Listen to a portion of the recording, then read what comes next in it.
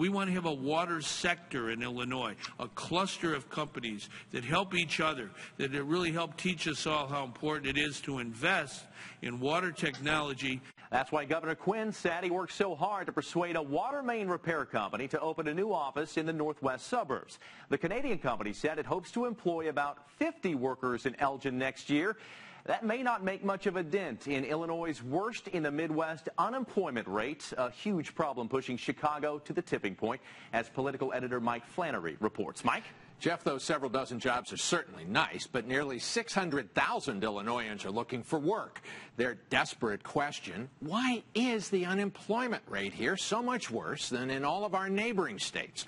I put that to a professor at the University of Illinois Chicago, and he told me investors and regular folks, he's afraid, are being scared away by the state's notoriously self-serving politicians who, for example, talk about fixing unfunded public employee pensions and other problems, but then do nothing.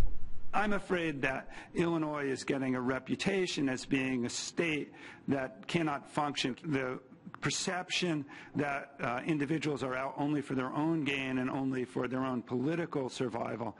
Governor Quinn's been unable to get the General Assembly to fix unfunded public employee pensions, but he is snipping several ribbons a week. Officials said there would be 50 employees and 75 independent contractors working next year at this new Elgin facility of FER-PAL Infrastructure.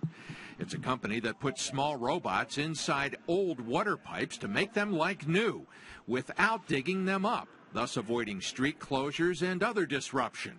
The Toronto-based CEO said Pat Quinn sold him on suburban Chicago as a base from which to serve the American side of the Great Lakes. We think there's a great labor market here that we could use, and we think that there's a great opportunity to create a lot of jobs, grow a great business.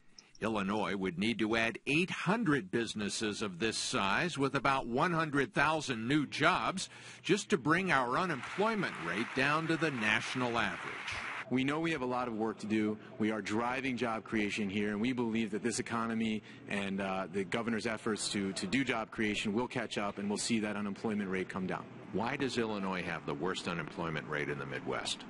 We are not able to reach decisions about really crucial public policy questions in a timely manner, in a manner that's transparent, in a manner that's viewed as fair.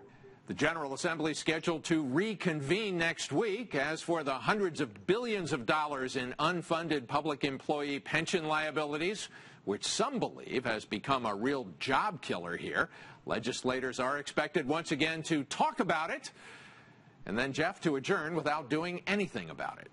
Mike, what does the governor and those in his office say about that high unemployment rate? Well, they say two things. First, that the governor inherited it from his one-time running mate, Rod Blagojevich. When he took office, they say it was already headed into double digits. And they say even though this year the unemployment rate has gone up above what it was last year, there has been some progress this past summer. June, July, August, there was a little bit of job growth, not enough really to bring the unemployment rate down, but at least it didn't go up. All right. Mike, thanks.